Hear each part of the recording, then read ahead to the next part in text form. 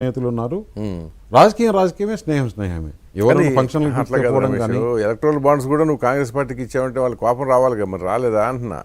అది electoral bonds నేను ఇవ్వలేదు, అది మీరు తప్పుగా అర్థం చేసుకున్నారు. ఎలక్ట్రల్ బాండ్స్ నాకు సంబంధం మీడియాలో వచ్చింది కదా, లేదు పేరు సాక్షివాడు చెప్పారు, కొన్ని మీడియాలు చెప్పారు, కానీ నేను ఎలక్ట్రల్ బాండ్స్ నాకు ఎక్కడి నుంచి వస్తాయి?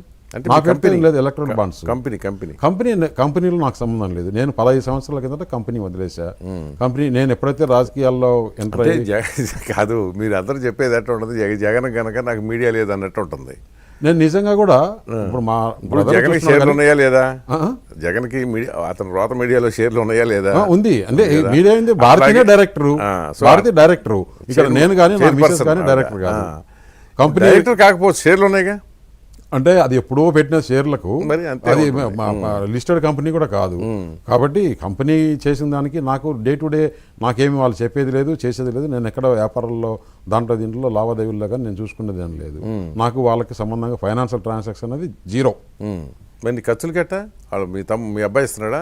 కాదు. నా ఖర్చులకు నాకు కొన్ని ప్రాపర్టీస్ ఉన్నాయి, దానికి రెంటల్ ఇన్కమ్ వస్తుంది. నా ఇన్కమ్ ట్యాక్స్ అసిస్ట్లో కూడా అదే.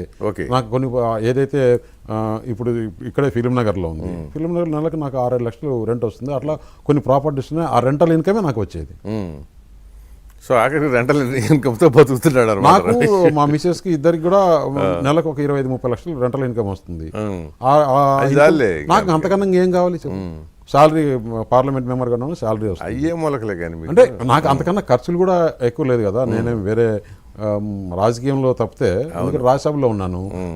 ఎప్పుడే ఫస్ట్ టైం ఇప్పుడు వచ్చి ఎలక్షన్లో కంటెస్ట్ చేస్తున్నా. అవును, కాబట్టి నాకు వేరే మరి ఇక్కడ ఇప్పుడు వాసిపోతుందిగా ఎలక్షన్ అన్నప్పుడు మీకు తెలియదు ఏముంటుంది.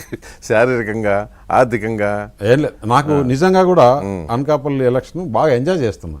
ఎట్లా అంటే ప్రజల్లో ఉండే స్పందన, అదే ప్రజల్లో స్పందన లేదనుకో. ఇప్పుడు లోకల్ నాన్ లోకల్ అనేది వాళ్ళు బాగా పట్టుకొచ్చారు అవతల వాళ్ళు. సరే, ఏ పార్టీ అయినా కూడా ఏంటంటే అవతల వాళ్ళ మీద వాళ్ళ బలహీనత లేదా మైనస్ పాయింట్ ఏముందో చూసుకుని దాని మీదకి వెళ్తారు. ఇప్పుడు మీరైతే జగన్ విషయంలో ఎట్లయితే వెళ్తున్నారో, వైసీపీ వాళ్ళు కూడా ఏంటంటే రమేష్ నాన్ లోకల్ అనేది వాళ్ళు టేకప్ చేశారు. దాన్ని ఎట్లా ఓవర్కమ్ అవుదాం అనుకుంటున్నాం? మరి ఇప్పుడు శాసనసభకు స్థానికుడైతే బాగుంటుంది, కరెక్ట్. పార్లమెంటుకు పరిచయాలు పలుకుబడి కావాలి.